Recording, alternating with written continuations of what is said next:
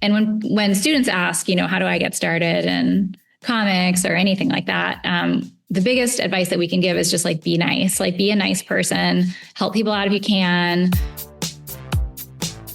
Welcome to Artists and Offices, a podcast that explores, through interviews with working artists, the idea that the work you do for pay supports the work you do for love. I'm your host, Rebecca Bird-Grigsby, visual artist, mom of two, and full-time project manager by day. In 2017, I left my day job at the time and spent 2 years rebooting my studio practice while navigating the uncertain terrain between day jobs and creative work. In season 1, each episode offered a conversation with an artist balancing their day job with their art practice. This season, I'm stepping outside of the office to talk with artists who are also parents, creative people at different stages of their careers and caregiving about what it really takes to make art while raising kids. Today's guest is Briana Loewinsohn. Briana is an American cartoonist and the author of the acclaimed graphic memoir Ephemera, published by Fantagraphics in 2023. The book was named one of the American Library Association's top graphic novels of the year and won the 2023 Forward Indies Editors Prize for nonfiction. Her latest graphic novel, Raised by Ghosts, came out in early 2025, also with Fantagraphics, and recently won the Harvey Award for Best Young Adult Book. Briana lives in Oakland, California with her husband, their 2 kids, and their cat, Gary.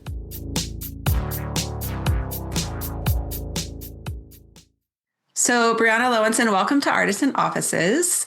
So you've been working as a high school art teacher for almost 20 years now, and it seems like you really love what you do. Yeah. But I know you worked, I think you mentioned in other interviews, working in retail and having had other day jobs that maybe you didn't love quite as much as you love teaching. So I want to start off by asking, with this podcast being about artists and day jobs and obviously kids, what is the worst day job you've ever had? Oh boy. Okay. The worst day job I ever had. I don't want to name the name of the place.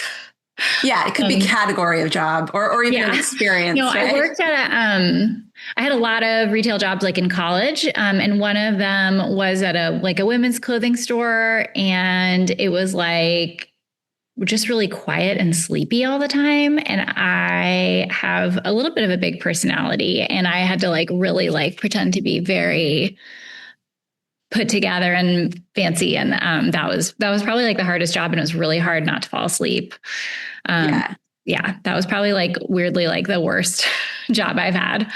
And that was when you were in college? Yeah. Yeah. Okay. Well, that's a great segue to my next question, which is about, backing up to that time. I know you studied fine arts at Scripps College, and it sounds like you've really leaned into the kind of constructive feedback that your work was to, quote, narrative. Right. So obviously that's worked out okay for you. Yeah. Here we are, right? Two books later. So, but what was that program and experience like otherwise? And did you know then that you wanted to go into teaching as a profession, or did you do your kind of education work after college? Right. So I really loved Scripps College to the point where my bestie gets really frustrated whenever I bring it up, because I'm always trying to get students to go there. It was a really transformative place for me. Coming out of high school, I really did not love school and education in general. I'd had a, not horrible, but not great experience with public education. And I don't think it was because it was public school. I think it was just, I was not meant for school and didn't know how to connect with classes and teachers and content. And when I got to Scripps, it's everything flipped for me. And the school itself is just so well designed to get you excited to learn. And most of the classes are you can take are co-ed, although it is a women's college. But there were some classes that were just for Scripps students. And those classes at the time, I don't know if they still are, but they were called the core program. And I really, really took to that. So part of it was just that being at this, I was on heavy grant scholarships and getting to be in this really nice location. I think that started my inspiration. And when I went to school, I went to study art, but I wasn't sure if I wanted to teach. I have always my earliest job was a volunteer job at the Richmond Art Center in Richmond, California, which is where I took classes as a kid. And then I just volunteered there when I was too old to take classes. That class was very transformative to me also. And that's really like the model of a teacher that I most follow probably. So I knew that I loved teaching, but I wasn't sure which direction I would go, if it would be try to be a full-time artist or go more the teaching route. And it didn't occur to me that you could do both. That definitely did not. I didn't even think about it that way. So I really just went to Scripps to get into learning and like really like just fully embraced college life there. And I was such a nerd, and I like did not have the traditional college experience. I was not like partying. I was really just very focused on how amazing that opportunity was. And what's nice about the Scripps is that it's one of the Claremont colleges. So it's part of a consortium. So I could take classes at any of the colleges. So I did some of my art studies at Scripps, and then I did some at Pomona. So that was really nice. I really took to the Pomona painting program, and I really liked the professor. He's an artist named Enrique Martinez Celaya. And he was a really great painting teacher. And then, so I sort of had both of those programs, which was really cool. Yeah. And I think you mentioned in another interview that like you specifically wanted to study art at not at an art school, like at a liberal arts college. Yeah. Sounds like that was a good fit for you. Right. Yeah. Part of my whole deal just as a person is I like incongruity. I like everything jumbled and mixed up. Like you can see from my classroom. I really like my house is not that different. I just like a lot of different things. And I kind of knew in my heart that I wanted to be around a bunch of different types of brains studying different things and different types of kids who are drawn to different things versus going to an art school where everyone is sort of somewhat studying the same thing, right? Like you might have some variety. You're going to have variety in the type of artist or the type of person, but not in the breadth that you would have at a traditional liberal arts college. And in fact, none of my super close friends in colleges were art majors. They were all studying different things. Mm-hmm. And so when did the education piece come in for you? Like, how did you, I know you lived in New York for a while, right after college, it sounds like. And then did you came back to California? Is that when you kind of focused on? Yeah. So even in college, I had like work study. I don't know if they still do that, but so to pay for some of the like extra money that I would have, I did work study jobs. And one of them was at a school. That was one of the options, which was kind of neat. So the thread was sort of still there. When I lived in New York, I did not have an education job. I worked at an art supply store, which is probably my favorite retail job I've ever had. Oh, interesting. Yeah. I really loved it. Even though it was probably the hardest work. I know that sounds silly. It was a narrow building, a lot of up and down stairs. But when I moved back to California, I only lived in New York for 2 years. So when I moved home, I had an amazing opportunity to teach art at a low-income housing facility in Hayward and run the program myself. And I just 100% modeled it after my experience at the Richmond Art Center. My teacher growing up there, when I was like a little kid, her name is Lisa DePrima, and I believe she still teaches there. We send each other Valentine's Day cards, and I love her. So I just sort of took that basic model, which was give the kids materials, give them one jumping off point of like something on their paper that they had to work with and some concept that they could or could not like attach to, and just play music and give them some snacks. And that was sort of like my first like classroom. But it was just all the kids who wanted to come on a Saturday morning and do art for a couple hours. And then right after that, I got the job at O'Dowd and like the next year or so, or maybe 2 years later. Yeah. So that's what happened. Okay.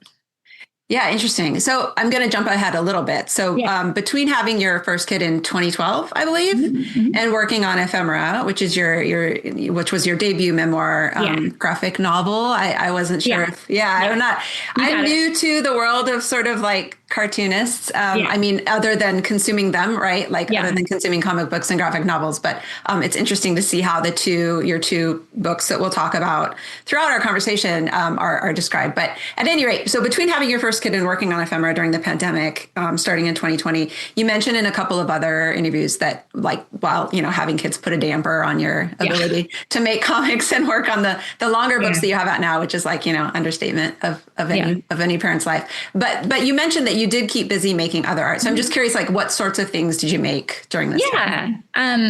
So one thing that I love about teaching art, so you can see I'm like in this big art room. This is my room and I love it so much. It's a huge, like lofted ceiling room. I don't doubt it used to be the auto shop room in the 1950s. Oh, interesting. Uh-huh. Yeah. So I have this huge, big space. This is a long way to tell the answer to your question. Anyway, that's okay. Keep going. The administration at Bishop O'Dowd really believes in its teachers. So I have free reign to teach what I think is the most important things to the students. And so a huge part of my ethos as a teacher, I don't know if that's the right word, my pedagogy is pedagogy. I think kids learn best by doing it, especially for art. They just need time to do it. They need support. They need materials. They just have to do it a million times so that they can make all the mistakes.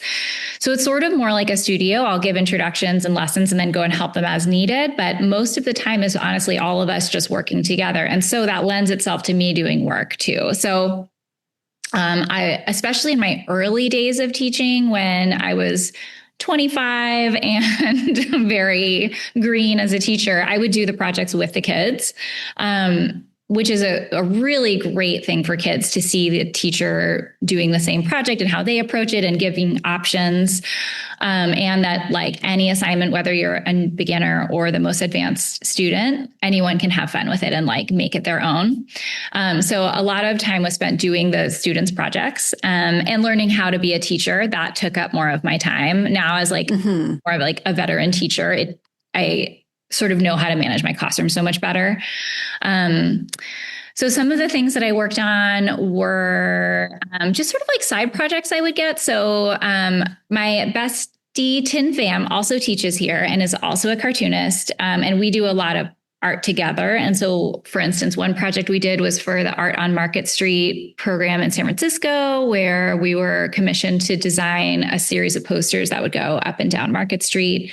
And our concept for that is that we knew we wanted to do a comic, and we wanted to do a comic that could be read going either direction if you were walking. So it was that's cool. A palindromic comic. Nice. So it that was really fun because we wrote it together, and then we did different parts of each panel, but it told two different stories depending on which way you walk down the street. So things like that came up.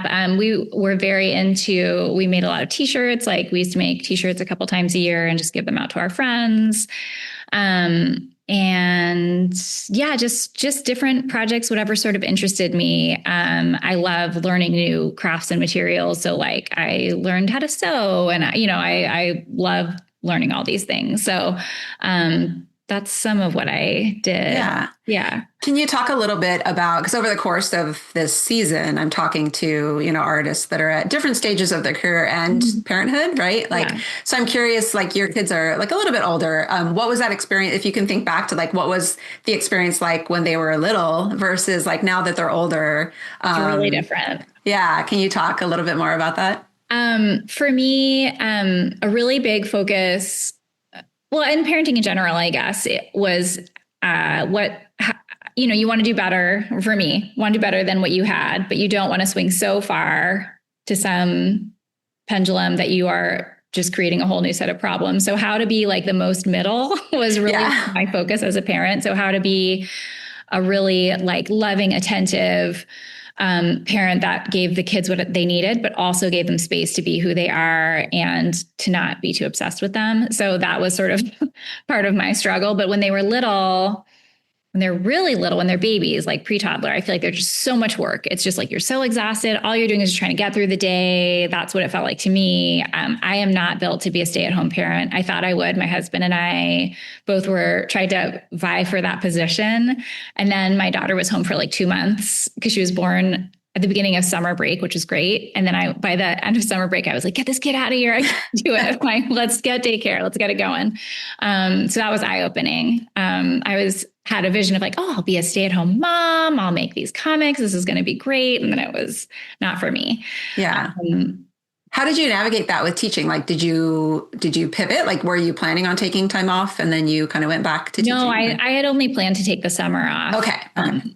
yeah, so it ended up working out like amazing that she was born in the summer. So it's not like I had tried to take 6 months off and then I had to be like, can I come back early?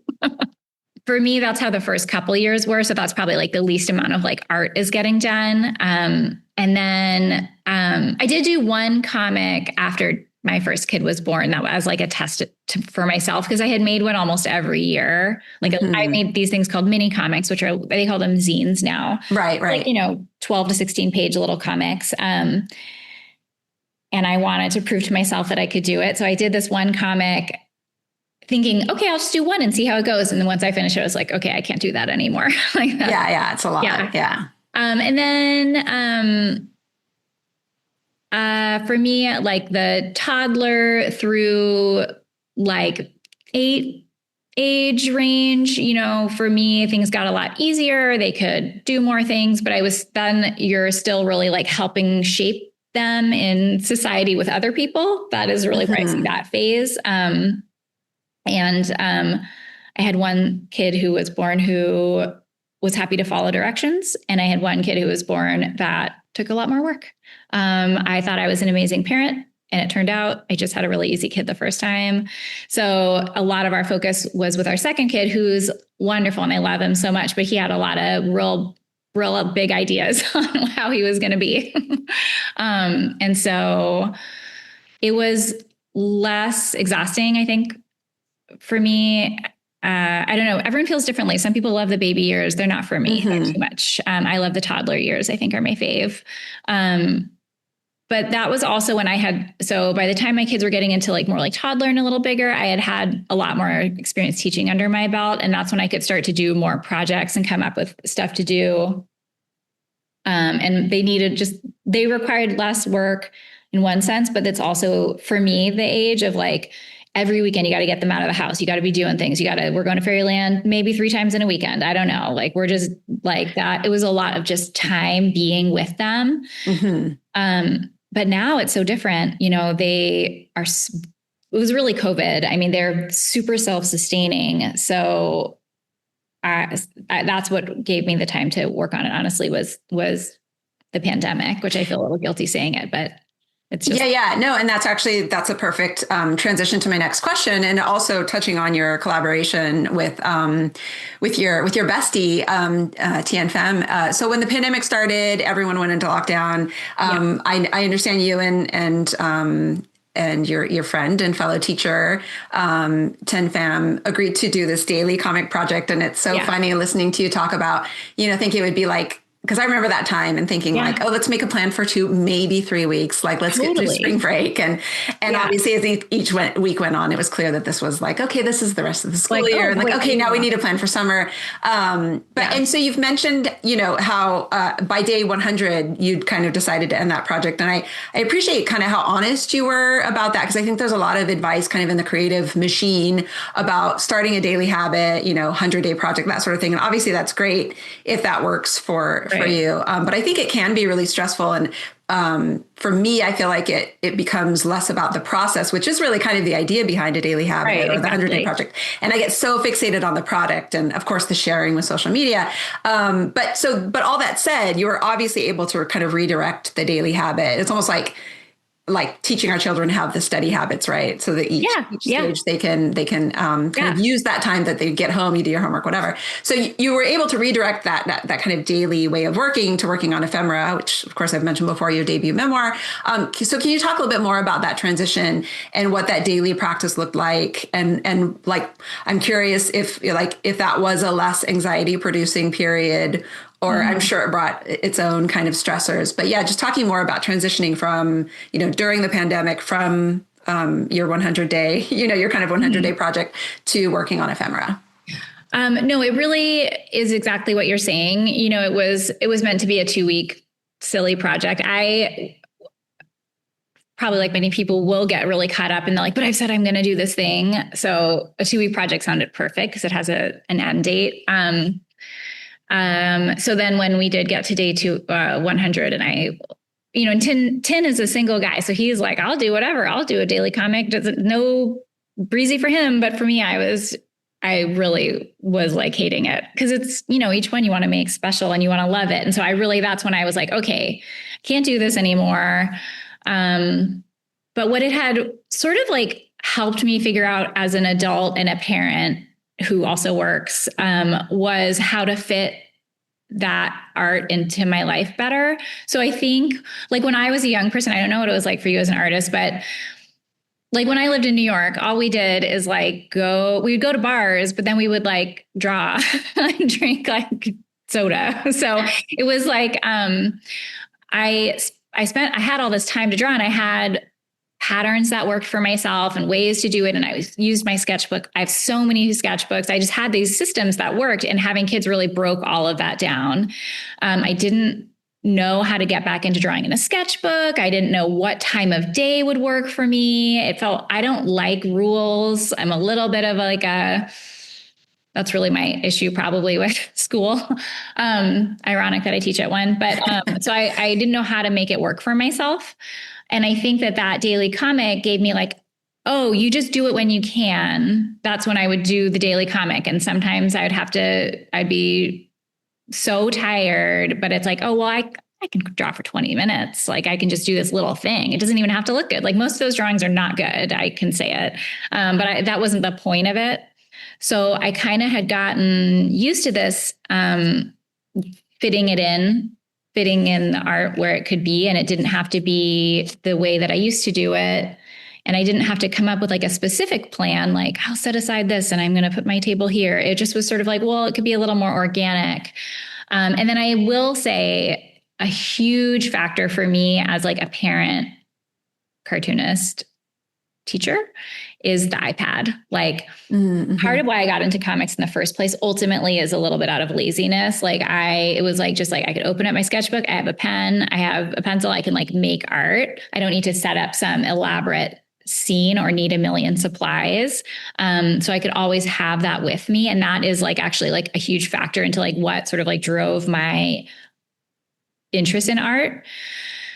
And the iPad, I mean, that's what I use, or any kind of tablet, like a digital tablet is like, I could draw anywhere. I could be sitting on the couch eating dinner with my family, or I could go out back to avoid them, or I could do wherever, or I could go draw at a cafe or whatever it was. I sort of had it with me at all times, ready to go. So that was a huge factor. Yeah. Yeah. And I think it was like those things for me that allowed me to do it was just and I was so excited. Like, I think that like, because I've been doing the daily comics and it was like so fun, and Instagram honestly was a huge factor in that, because everyone just needed some little fun thing to do and entertain. So I would put them up on Instagram, and not like they were amazing and everyone loved them, but it was just like a fun experiment. And like, just sort of was it was like a nice thing in this nightmare of the pandemic, be like, interact about it and, hear what other people are going through. And so I have to credit that social media actually for me in that time was a super positive force. Mm-hmm. Yeah. So you shared your daily comics that way. Did you, when you transitioned to working on Ephemera, did you share work in progress in the same way? It was pretty intimidating because I hadn't made a book. And like the last one I made was when Jane was born, which is 2012. And this was 8 years later, and I hadn't made a book. And I was so nervous, like, do I even do this anymore? Can I even call myself a cartoonist? I'd felt really uncomfortable with that, like, moniker. So when I first started, I was like, just thinking of some ideas. I don't know what I'm doing. I really was so nervous to even say that I was to myself that I was working on something longer. Mm-hmm. But I am a little bit headstrong. And so I just page one started and just like kept going. And so I would put the pages up as I went on social media. And then that also is nice because it is a little bit of a commitment device too, because you're like, oh, okay, more stuff. Yeah, totally. Yeah. I can just imagine how, like for me, I feel like I'd feel kind of stressed, a little bit stressful as well though, because you're kind of like putting it out there, like testing the waters. Like, totally. Right? Yeah, we talk about that a lot, how you'd be, you'd finish a page or a bunch of panels and you'd think, oh, this is awesome. This is going to be great. Everyone's going to lose their mind. I've just revolutionized comics. And then you put them up and it's like, ho hum, like didn't love it that day. And then you'd put something else up and they would love it. And it was just sort of like, I don't even know what's happening anymore. Yeah. So it is kind of helpful to develop a little bit of a thick skin and decide like, do I really love this? Like for me, I have to love it enough that if other people don't like it, I don't care because I love it. And that like is part of my view on making art for myself. Yeah. I really have to just love it myself. Yeah. So but I would imagine you had the idea, like the idea for ephemera was sort of percolating as you were working on the kind of 100 days or maybe before, or did you just transition to kind of working? It's really hard to remember. And I will think that I know what happened and then I'll find something. And I was like, well, that was sketches a lot earlier or something like that. So my memory is that I knew I wanted to write something about my childhood. I had never done any memoir ever before the daily comics. So maybe that's something to note that like, I had never done that. That was, I think someone early on in my life made a comment to me where they were like, every author writes an autobiography first or something like that. Some very dismissive comment. And then of course, in my head, I was like, well, I'm not going to do that. So I only did fiction. So I at some point was like, well, what a silly thing to care about. So that's sort of why I was like, okay, I want to do some kind of memoir thing. And I think also I'd had a hard time with thinking about like, what is my voice as the demographic that I am? What does it matter in the world? No one needs to hear from me. That was really hard for me to kind of get over to, until I just decided it doesn't matter. I can just make this art and I don't have to think about if I should not be using my voice or, just like, I'll just make it. And if it speaks to them, that's great. And that's all I have to worry about. So I wanted to do something about my childhood, probably specifically like about my mom, but I wasn't totally sure yet. The hardest part was that every time I thought about drawing her, I felt really sick because she was just, I don't even like looking at pictures of her from when I knew her. I don't mind pictures of her from before I was born, but it's still like very like triggering. So that was really hard too, because it's like, well, how am I going to write about myself and my childhood and not show her? And then also my childhood was just so bananas that it's like I feel like if you start getting into the reality of it, I'd have to over explain everything I felt. And so I chose to set it in this like dreamscape, like this, like, well, if I can do whatever I want. So I'm going to make it not look like me and it doesn't look like her and it doesn't look like the time period and it doesn't look like where we lived. And then I felt like I could be super honest. I felt like I could just like I felt super comfortable to tell like what it felt like to be her kid. Does that answer the question? Sorry. Yeah, no, definitely. And that really comes through. I mean, I'm digressing from my questions a little bit, but so I've known you for a while, kind of, right? Like our kids have gone to some of the same schools. Yeah. And then when Raised by Ghosts came out, I saw the Oakland Public Library announcement for the event that you did there. And I was like, wait, I know her. And then when I started to poke around and see like, oh, I didn't know. I think I knew that you were an art teacher, but I didn't know that you were a cartoon. Like I didn't know that you were an artist. And I don't even think I knew what you taught. And so I was like, okay, Raised by Ghosts, that looks great. But what is this ephemera business? And so I actually got that first. And my mom passed away when I was young. I mean, I think our stories are I'm sure very different, but I'm drawn to work about that experience because it's obviously a really profound experience, like parent loss and parents that are dealing with mental and or physical illness. And so I was really drawn to it for that. And I've since obviously done a lot of research and read things, reviews and interviews. And I love you mentioned in a couple of places that Rebecca, the film of the book, was an inspiration. And because I was like, oh, I didn't think about that movie, but as soon as you said that, I was like, oh, I can totally see that. And thanks. And that's what's interesting too, is like I think the reader doesn't need to know whether or not like this looks like your mom or it. You know, like it's like you kind of put yourself in the character a little bit. Right. And then I would imagine too, like during the pandemic, I do not have a green thumb, but I think clearly you must because clearly your love of plants comes through. Do you think that was part of it, is just being like at home and being surrounded by, I know a lot of people got into like gardening and plants. Yeah. I mean, I honestly was not particularly into plants until like I think I had, again, don't totally remember, but I think I had just started getting into plants right before the pandemic, but it could have been after. I really don't remember at this point, but it's not like I always have known about plants. Part of it was that we moved into our house in 2011. That's probably what started it, actually. We moved into our house in 2011 and there were a million plants. Mm-hmm. Like these guys had lived there for a long time and set up all these plants. And Steve, my husband, and I like didn't know anything. And I just sort of made a decision, as I do, just blindly, to now I'm going to be into plants because I'm going to take care of these plants and I'm going to make it awesome in here. And it was like such a fun learning experience.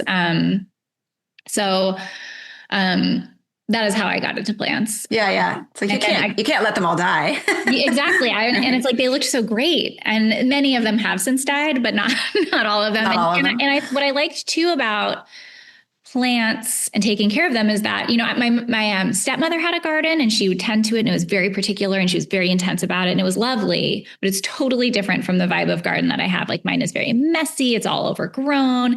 And I like plants that kind of do that. And I like it to look like you're walking into an ancient garden. And I didn't know that you could be a different type of gardener too. I didn't know that was like a thing. So I really have grown a deep love for plants and taking care of them. And so with the book, I was thinking about how I wanted to talk about my mom and her strengths and weaknesses. And I had this really intense relationships with plants at the time. I mean, I still do, but I thought that would be a good avenue to do it through. To me, plants are just so unique and interesting. And that's what I am really drawn to about them. They're almost to me, drawing plants is like drawing people, that every one of them is so different. Like even each leaf is so different. And that to me is like endlessly fascinating. And my mom was she was a real mixed bag. And even though, you know, we had very difficult times, I feel like I had such a luscious life. Like there was so much life going on. And so to me, that's sort of what the plants like. I think that's why I sort of started to pick drawing them. And then also just, I think that you should draw what you love.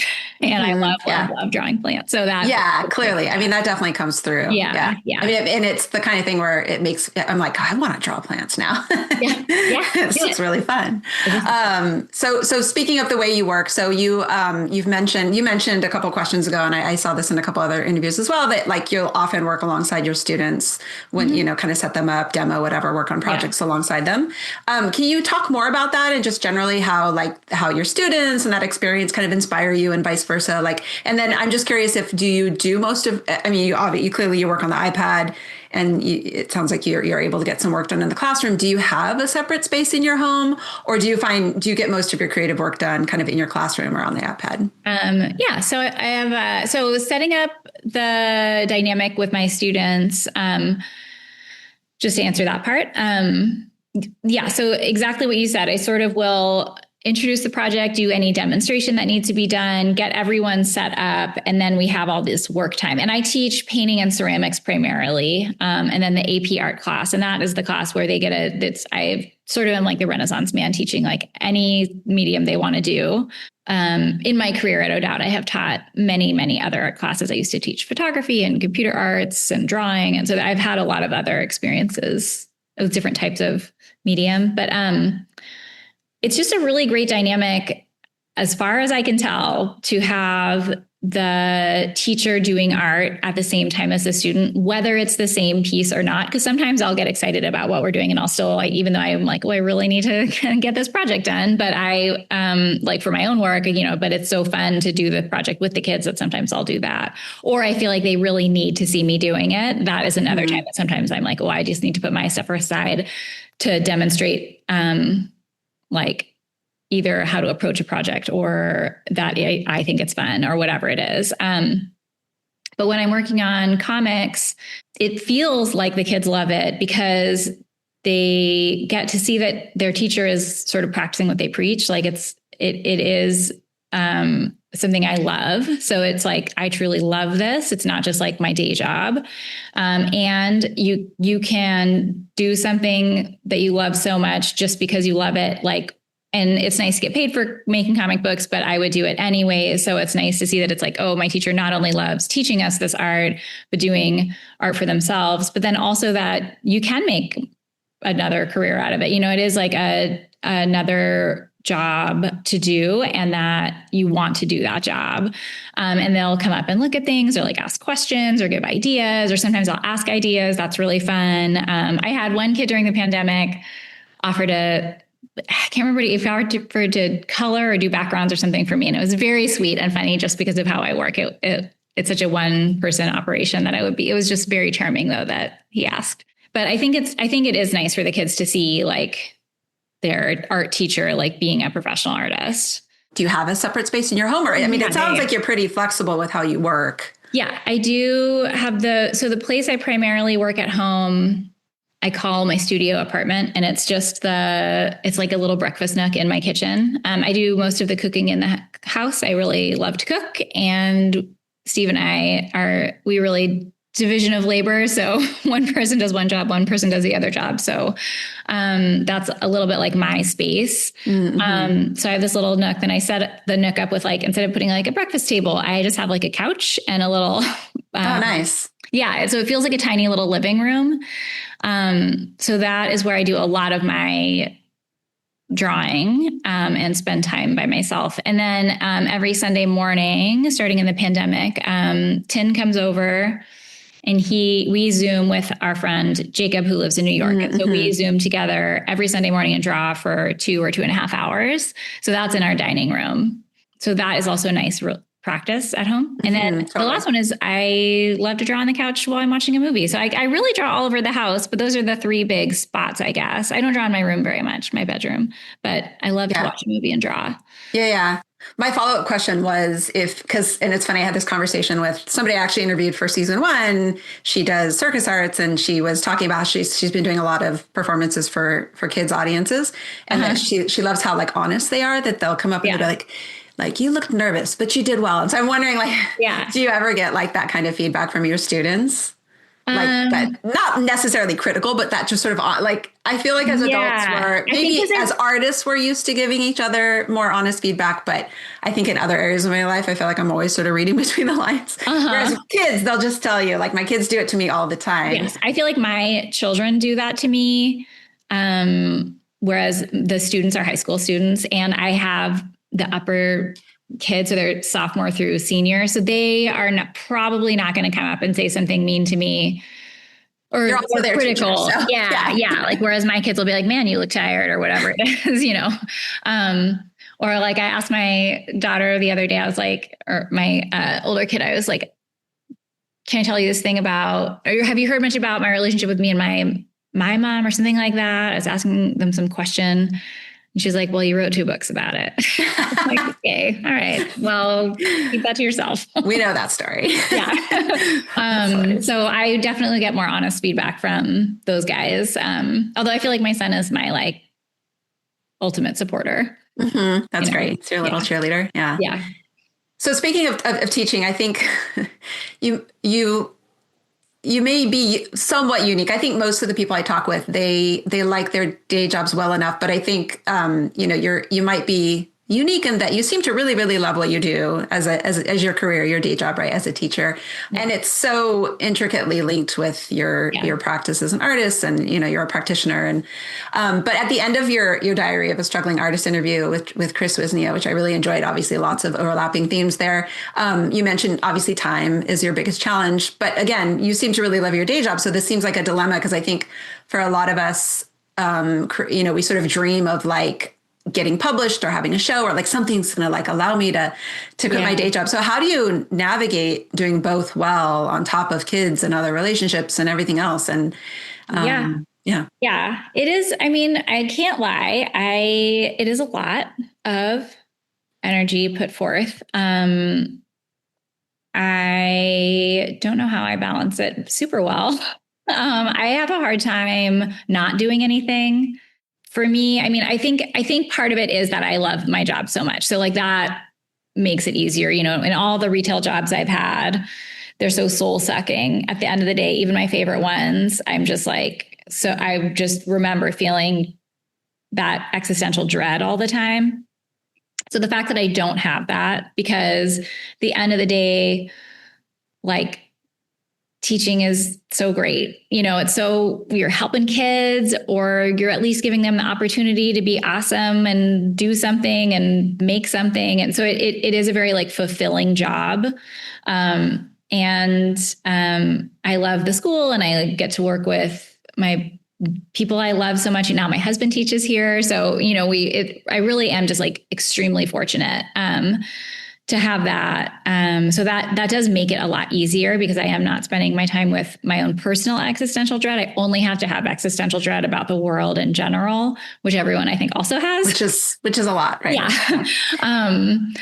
But I want to recognize the privilege of like having a job that I love and that I have time to work. Because if I was an English teacher, I have to grade all those papers, so it is actually like, even within a teaching job, it does actually allow me so much time, because not only do I get to work on my art, it is actually helpful and beneficial to my students for me to do it, in my opinion. Yeah. And then a lot of it is that my kids are bigger, and they really are, not like they're perfect or our house is perfect, but they can spend a lot of time doing whatever they want to do so that I can get what I want to get done. Or now my older kid likes to draw a lot. So we draw together sometimes, which is nice. My little one is maybe getting into it. That seems kind of new. I think a lot of it is just I feel more uncomfortable not doing things than doing it. So I'm a very production oriented person. And yeah, totally. Yeah. And then I assume you have the summer off. I know I'm sure you're busy this summer with events and things like that. But do you get more work? Do you get more of your own work done in the summer, or, times off, or do you spend more of that time with your family? It really is like a cycle. For me, it doesn't matter. Like right now I'm done with the last book, and I've been really trying to be a chill person and not immediately jump into the next book. So I've been dabbling in like different ideas for a new book. I'm working on being less hyper productive.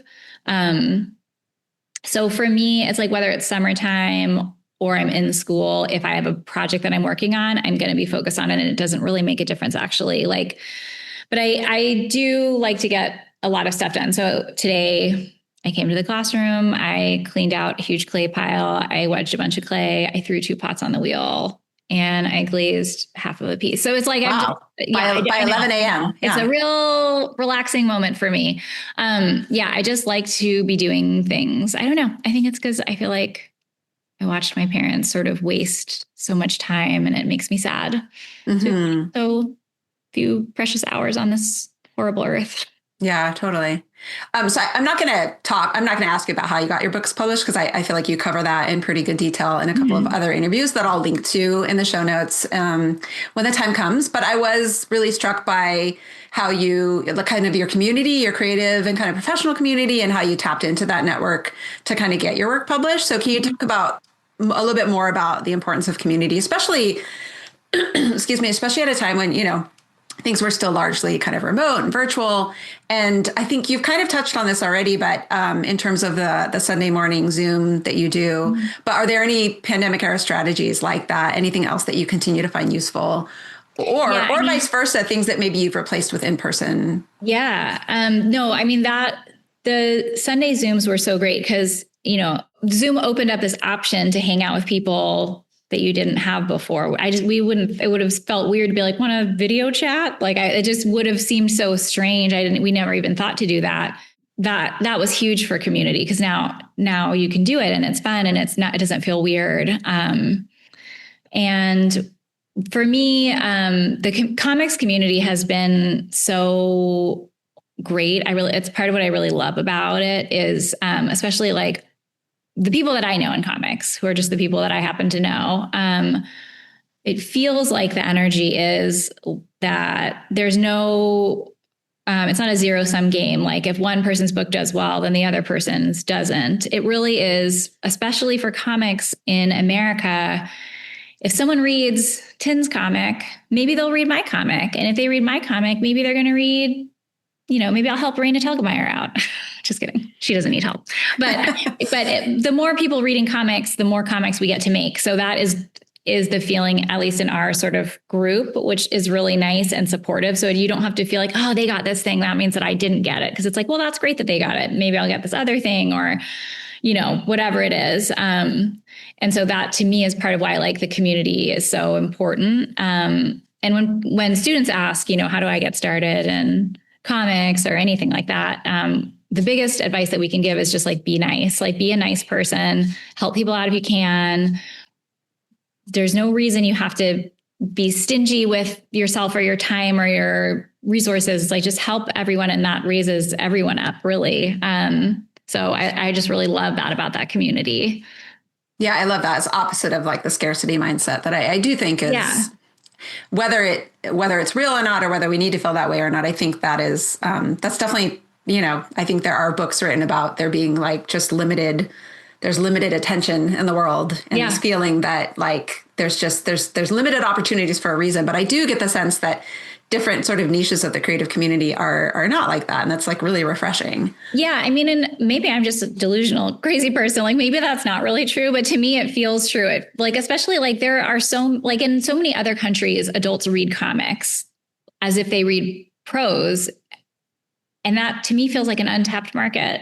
So if we can get like, to me, it feels like, let's do it. Let's make it bigger. But I also feel like I'd rather live in that delusion than feel competitive and gross about it. Cause it's like, I don't need this. I have a job that I love. For me, a lot of comics I do, that is like also something that I think is different. I'm not trying to become a full-time cartoonist. Even if I got, $1 million deal, I would still keep my day job because I love it. And it feeds my soul so much that it just is a really different approach. Yeah. No, I think I see what you're saying about like you're having sort of a career, a day job that you really love. It kind of changes the way you exactly kind of approach your creative, your personal work and kind of how you put it out there in the world. And right. And like when I was, young and in my early 20s and working these crappy day jobs, these retail jobs that I just needed, $9 an hour or whatever was like the most I ever made, comics meant more in a different way. And it did feel more like, I want, how am I going to do it? What am I going to do? Whereas now I just can just make the stuff that I love and I don't need to worry about that. Yeah. And you're still able to get it out in the world and get it published. Yeah. So You can do both. Yeah. In Raised by Ghosts, like so many people who've read and responded to the work, I was, really moved by the nostalgic power of like the notes and the mixtapes and just all the things that we did, I think at that time. And I think people are rediscovering in some ways, but I moved around a lot as a kid and young adult as well. And I've gotten rid of some things I now regret. But so I was really kind of enamored with like I think you describe it as like a garbage bag or a bag full of notes. Yep. So obviously you've kept a lot from your childhood and adolescence, but is there anything you've ever regretted not keeping? Like, is there anything you got rid of that you're like, oh. I want to talk about it all the time. There's not that many things that I've gotten rid of. I'm a little bit of like, I am like weighed down by nostalgia. I save lots of things. When the two biggest things I regret getting rid of were, I also just side note have had to carry all of my past with me to all these different places because my family has been so unstable over the years and they're not a traditional family where they're like, we'll keep your room for you. Like that's not like a thing. So I have moved across the country and back with bags full of notes and things. Wow. That's like a real commitment. It's really insane. So when Steve and I were moving out of our apartment and into our house, I was trying to be, this is so silly. The things I'm about to tell you that I got rid of that I'm most sad about. I was like, I don't need to keep these anymore. This is ridiculous. I've been carrying them around for 20 years and they were my collection of McDonald's toys from Happy Meals. It's devastating. Yeah. Because what I didn't know is when I had toddlers, how fun that would have been to play with all of those toys. Because I kept them all. I had a giant box of them. And Wow. I don't know why that of all the garbage that I kept, I was like, that's what I'm going to get rid of. So I think about that often, sadly. And I then mean, was, that could be a whole nother project, like, right? I know. I know. I was thinking about doing a project about just like one thing a day of like weird stuff that I own. Yeah. Or even like the things that you don't have, The like things I a miss. project about the things that you got, those few things that you got rid of. Well, the Anyway, other though, thing is go on. Yeah. a set of letters that an ex-boyfriend wrote me after we broke up that were very crazy, and I just want to read them. And that But is like, you got rid of them. yeah, I was like, Oh, I don't need yeah. these. What do I need these? Like, what do I need these for? Why do I even have them? And I threw them away without reading them in a moment of being dramatic. And I regret that. I wish I could Hmm. look them over because I forever like painful it is to read my like journals from when I was younger or, any of that. It is really interesting and you learn so much about yourself. Yeah. You just have to kind of get over that Yeah, so I'm cringe, sad the I got cringe rid of those. factor. Those are my two big regrets. I mean, I also got rid of like a chair that my like great great grandmother brought over from Austria, but I was like, well, whatever. Like, furniture comes and goes, but these stupid McDonald's toys I'm pretty upset about. Yeah, yeah. So you mentioned before that your husband Steve teaches at the same school, and then I think you mentioned in another interview that your kids, who are I think 10 and 13 now, Yep. that they'll overlap 1 year. So there will be Yeah. 1 year when you're all at the same place. And so I'm Yeah. wondering, like, A, how is it working in, close proximity to your Mhm. partner or your spouse? And what do you think the year that you'll all be there will be like? Like, are your kids looking forward to that? Yeah. Okay. So what's nice about being teachers at the same school is really teachers are sort of like king of their kingdom. Like I am just mostly my job is in my room and I am in charge of me and my students. And I don't really actually work with him that much. If we work together in a company and we like my TPS report is due and you didn't put the cover letter on it or something, I don't need to rely on him in that way or he doesn't need to rely on me. So I think that element is totally taken away. And then I'm department chair, but the school recognizes I obviously can't do like observations of him because that would be weird. So they've made it really easy too in that sense. So it's kind of just fun because we just know all the same people. So now he's not bored when I talk about work, which he had been for like 17 years of having to hear my stories. Now he is like, oh, I know that kid, or like, oh yeah, like that room is so crazy, or whatever, whatever like fun thing we're talking about. It's kind of nice. We don't carpool together, so Tin and I are very into routines and have had a routine for 20 years of how we do everything. And so Steve just does his own deal. And that is nice too, because it's like a nice, healthy balance. Because Tin is like the fifth member of our family. He's like the godfather to my kids. He's, Yeah. like our super good friend. So I didn't feel like there was a big interruption in like the things that I held sacred. And I think Steve did a good job like respecting that. Like I have some vibes, but also we're very independent people, which is I think why we work well together. That Hmm. I wouldn't want to wait for him and he wouldn't want to get up early and come with me because I get to work like an hour and a half early every day. So it all worked out. Yeah. Yeah, so that's what makes it easy is the long-winded answer. And then I really don't know how it's going to go because so far the teenage years are surprising to me. So I think by the time all of us are here, Jane will be a senior and Sunny will be a freshman. I think Jane will be fine with it because she will have had 3 years to get used to going to school with us. And Sunny is going to love it. He's like a good time guy. He's going to be so pumped. I think he's going to love everything. So she's more my wild card. And I don't know what it's going to be like. A lot of teachers here or people who work here have kids who end up going here. Hmm. But every kid is so different and every person is so different. And even your role at the school differentiates things. So I am excited about it, but I don't know.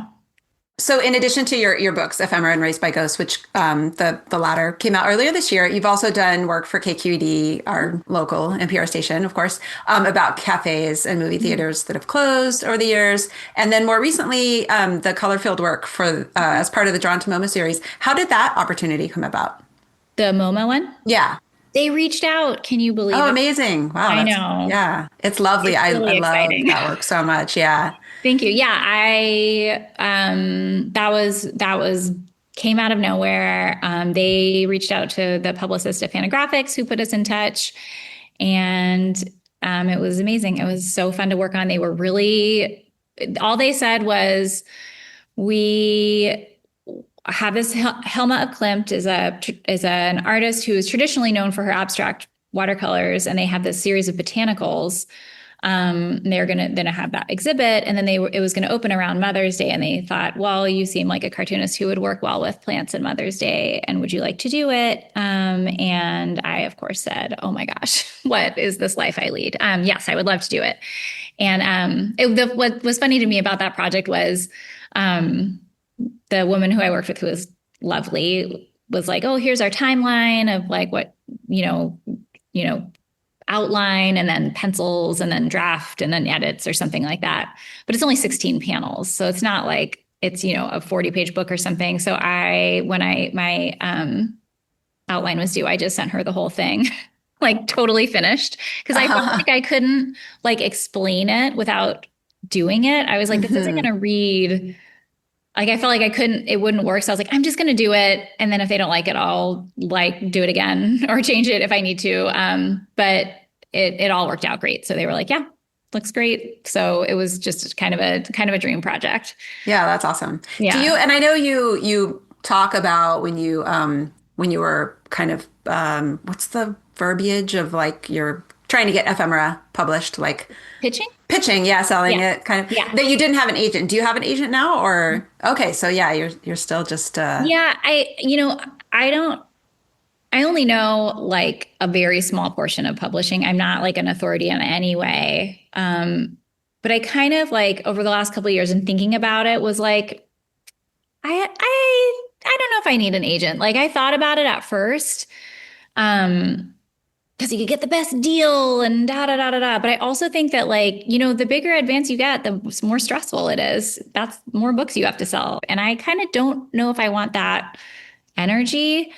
Um, so that has been my situation so far. Time will tell, if someone wanted to make a movie out of a book that I made, would I get an agent? Probably. And would I be very excited? Yes. Like I want to do well, but I don't have that need. And I almost feel like for me, it would make me more stressed out because I wouldn't want to let the agent down and I wouldn't want to, and I need to add less like things to make me stressed and anxious.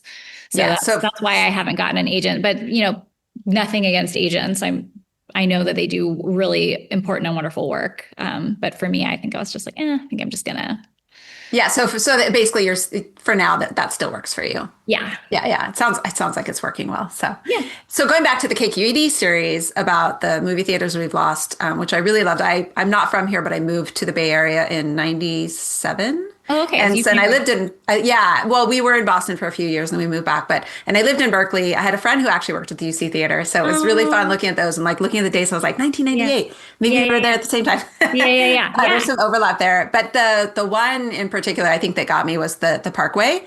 I Mhm. think because that one really is a good example of kind of the bittersweet quality, I think, of a lot of your work. Like you have the part about it closing and, assuming that's kind of you and Steve, like it's Yeah. sad. And actually I have a friend who got married there. Oh, Yeah, yeah, which was really cool. But then years later it reopens and, I love that your work for the KQED series kind of follows the evolution alongside kind of, the evolution of your yeah, relationship and family. And, so that bittersweet.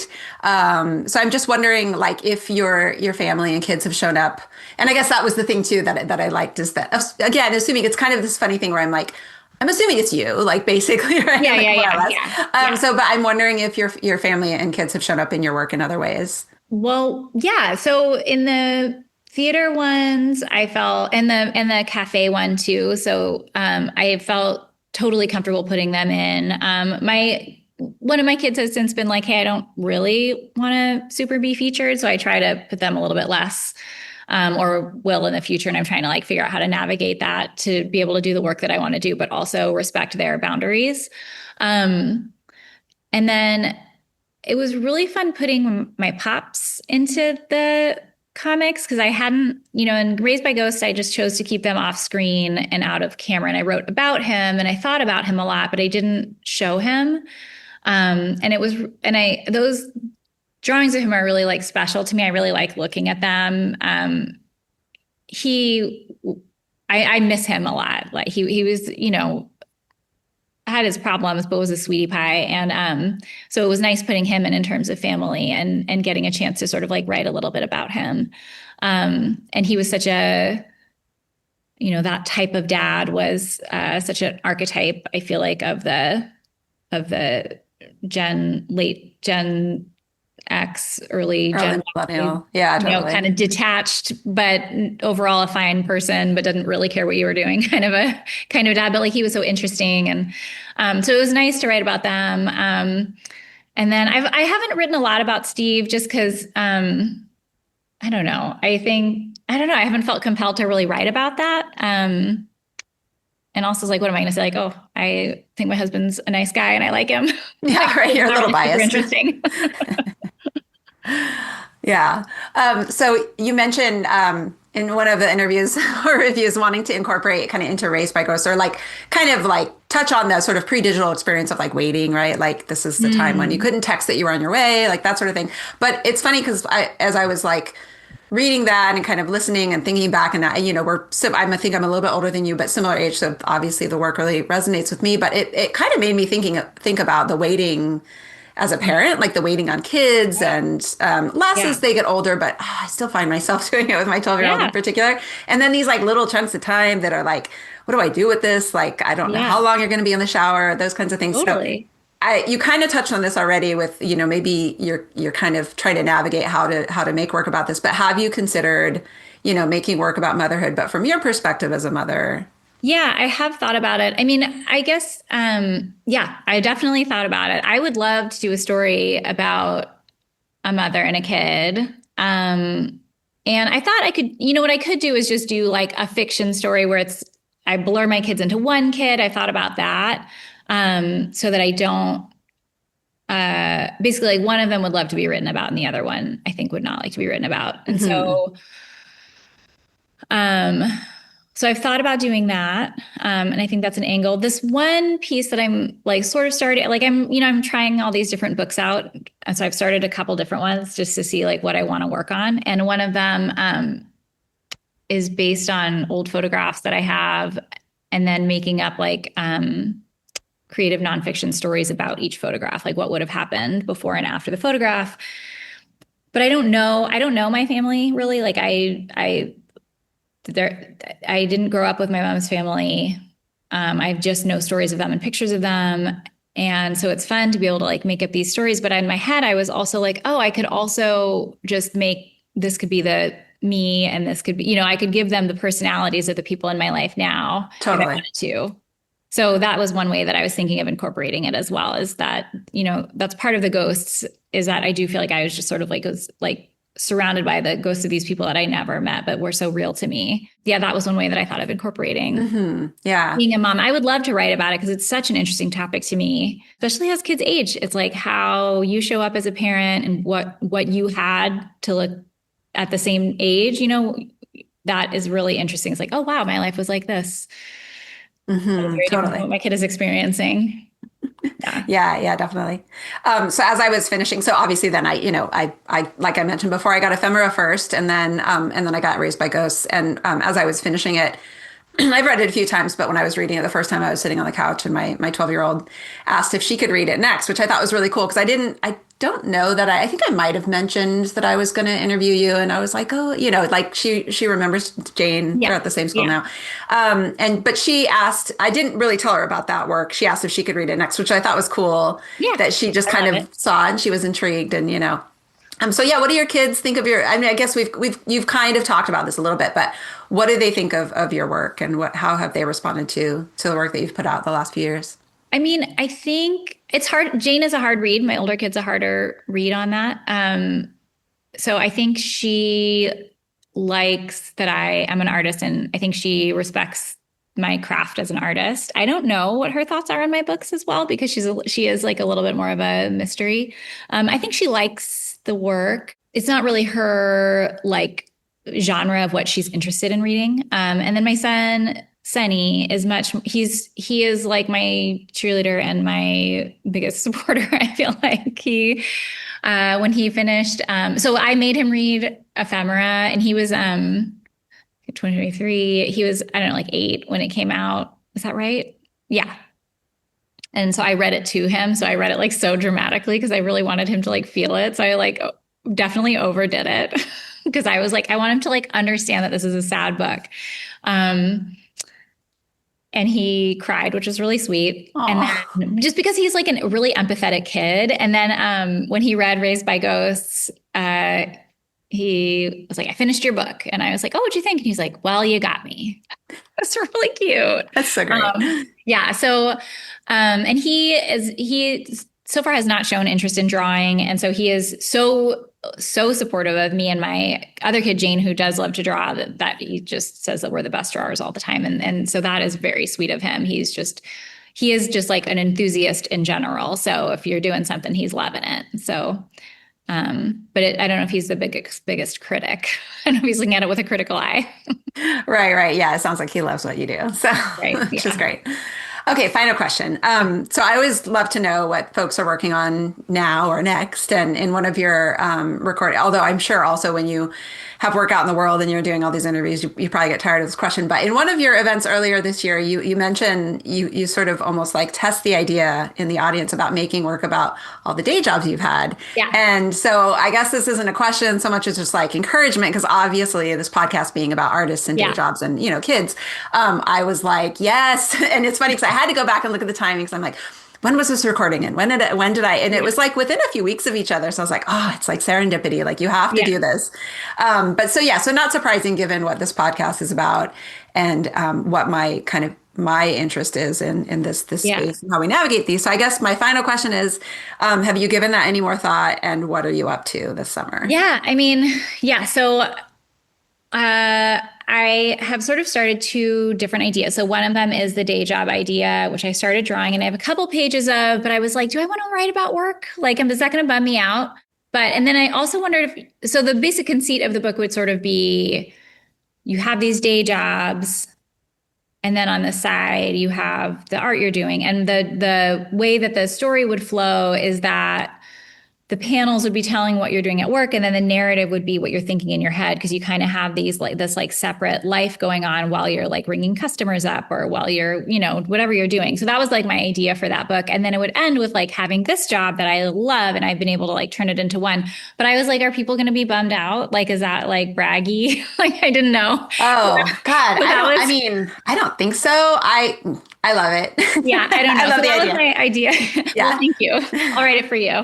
I'm like Sunny. I'm like, I love it. Do it. Go for it. Yeah. You got me. That was like the one. So that was one idea. And I started drawing it. And it was fun to draw because I started out drawing, working at the Richmond Art Center, because I count that volunteer work as like my first job, just because I loved it so much. And then my first paid job was a video store, which was such a huge break, like from working at something I loved so much to like, and I love movies and getting free movies, but it was definitely a job. And I think I made $5 an hour. My other idea was this one about photographs. And I thought that would be a different way to explore, because it wouldn't be memoir, they'd be made up stories, but then some of it would be real and they're based on real people and what I know about them. But since I don't know my family very well, I thought that it could be like an interesting, like, how does memory work? Like, what is real? And then my mom so much of her life was like based in like fantasies. Some call them lies. And so I also like the idea that memory could be conflated with imagination. And so like the opening scene that I have is her watching her parents, but then it turns into like her fantasy of what would be happening with them. And then it goes back. So I like the idea of sort of like drifting in between like memory and fantasy and what is real and what isn't. And so that's sort of that idea. Thanks. Briana, thank you so much for being on. It's been so great chatting with you. Thank you so much for having me on and asking me to do this. It was such an interesting like area that you're covering. I really like the work that you're doing. It's really great. So awesome. Thank you. Really feel humbled and appreciate to be a part of it. Artists in Offices is produced and edited by me, Rebecca Bird Grigsby. Intro music is provided by Jesse Kelsey. Show notes and additional episodes can be found at artistsandoffices.com. If you enjoyed this episode, please consider subscribing to the podcast on your streaming platform of choice and leave the show a rating or review. This will help the podcast connect with even more artists and offices. Thank you so much for listening.